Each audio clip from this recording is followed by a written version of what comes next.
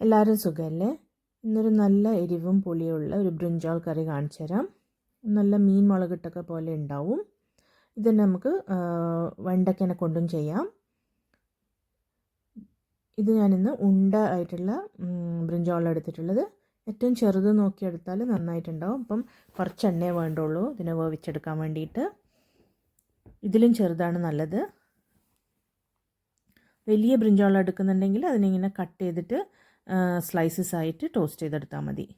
പിന്നെ വേണ്ടത് ഒരു 1/2 ടേബിൾ സ്പൂൺ മഞ്ഞൾപ്പൊടി, ഒരു 1.5 ടേബിൾ സ്പൂൺ മുളക് പൊടി, 1.5 ടേബിൾ സ്പൂൺ മല്ലിപ്പൊടി, പിന്നെ ഒരു ടേബിൾ സ്പൂണോളം ജീരകപ്പൊടി, ഒരു 5-10 ഗാർലിക്ക്, ഉലുവ, കടുക്, കായംപൊടി അതൊരു 1/2 ടീസ്പൂൺ, ഒരു ചെറിയ കഷ്ണം വെല്ലം, പുളി ഒരു നാരങ്ങ വലിപ്പത്തിൽ, പിന്നെ ഗാർലിക്കിനെ ചതുക്കിയിട്ടുണ്ട്, പിന്നെ ഉണ്ട വറമുളക് എടുത്തത്, കരിവേപ്പില, പിന്നെ ഒരു കപ്പോളം ചെറിയുള്ളി വേണം. പിന്നെ ഈ ബ്രിഞ്ചാളിന് നമുക്കിനി കുറച്ച് എല്ലാ പൊടികളുടെ എടുത്തിട്ട് കുറച്ച് പൊടി എടുത്തിട്ട് മാരിനേറ്റ് ചെയ്ത് വെക്കാം. ഉപ്പ്, മുളക് പൊടി, മഞ്ഞൾപ്പൊടി, മല്ലിപ്പൊടി, ജീരകപ്പൊടി, കായപ്പൊടി എല്ലാം കുറച്ച് എടുത്തിട്ട് ഇതിന് മേലെ മിക്സ് ചെയ്ത് വെക്കാം. ഗ്രൂവ്സിലെല്ലാം തേച്ച് പിടിപ്പിക്കുക. പറഞ്ഞ പോലെ വലിയ ബ്രിഞ്ചോളാണെങ്കിൽ സ്ലൈസസ് ആയിട്ട് ചെയ്താൽ മതി. ഇനി നമുക്കൊരു മൺചട്ടി എടുത്തിട്ട് നല്ലെണ്ണയാണ് യൂസ് ചെയ്യേണ്ടത്. നല്ലെണ്ണ തന്നെ യൂസ് ചെയ്യണം. അതിൽ നമുക്ക് ഈ ബ്രിഞ്ചോളിനെല്ലാം ഒന്ന് വറുത്തെടുക്കാം.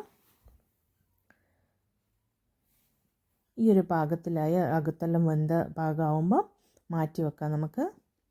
ആ എണ്ണയിൽ തന്നെ കടുകും ഉലുവയും പൊട്ടിക്കുക. പ്രത്യേകം ശ്രദ്ധിക്കണം, ഫ്ലെയിം ഈ ഡയറക്റ്റ്ലി എണ്ണയിൽ തട്ടുന്ന വിധത്തിലുള്ള ചെറിയ ഫ്ലെയിം മതി, അല്ലെങ്കിൽ സൈഡൊക്കെ കരിഞ്ഞു തുടങ്ങും. ഇതിനകത്തേക്ക് ഉണ്ടമുളക് ഇടാം, പിന്നെ ഗാർലിക്ക്, ചെറിയുള്ളി, കരിവേപ്പില അതെല്ലാം ഇട്ട് വഴറ്റുക. കുറച്ച് ഉപ്പ് ഇട്ട് വഴറ്റുക. ഇനി നമുക്ക് പൊടികളെല്ലാം ഇടാം. ബാക്കി മല്ലിപ്പൊടി, മുളക് പൊടി, മഞ്ഞൾപ്പൊടി, ജീരകം പൊടി, കായപ്പൊടി ഇതെല്ലാം ഇട്ടിട്ട് ഒന്ന് നല്ലോണം വഴറ്റിയെടുക്കുക. എന്നിട്ട് നമുക്ക് പുളിവെള്ളം ഒഴിക്കാം. എന്നിട്ട് അതൊന്ന് കുറച്ച് നേരം വേവിക്കാൻ വിടുക. ഗാർലിക്കെല്ലാം ഒന്ന് സോഫ്റ്റ് ആവുന്ന വരെ വേവട്ടെ. അതിനുശേഷം വെല്ലം ഇടുക.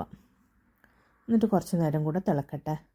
അപ്പോഴത്തേക്ക് ഈ ചെറിയുള്ളിയും ഗാർലിക്കെല്ലാം സോഫ്റ്റ് ആയിട്ടുണ്ടാവും. അതിനുശേഷം നമ്മൾ നേരത്തെ ടോസ്റ്റ് ചെയ്ത് വെച്ച ബ്രിഞ്ചോൾ എടുത്തിട്ടിടുക. ഇതേപോലെ തന്നെ വെണ്ടയ്ക്കയും ചെയ്താൽ നന്നായിട്ടുണ്ടാവും. എന്നിട്ടിത് സിമ്മിൽ വെച്ചിട്ട് നല്ലോണം കുറുക്കിയെടുക്കുക. ഇത് മീൻ പുളിമുളകൊക്കെ ഇട്ട പോലെ നമുക്ക് കഴിക്കാൻ പറ്റുന്നൊരു ഡിഷാണ്. കണ്ടില്ലേ, ബ്രിഞ്ചോളൊക്കെ നല്ല വെന്ത് ഉടഞ്ഞ് വരും. ഇത് പറഞ്ഞ പോലെ മീൻ എല്ലാം പോലെ വെച്ചിരിക്കുമ്പോഴേ നല്ല ടേസ്റ്റ് ഉണ്ടാവുക.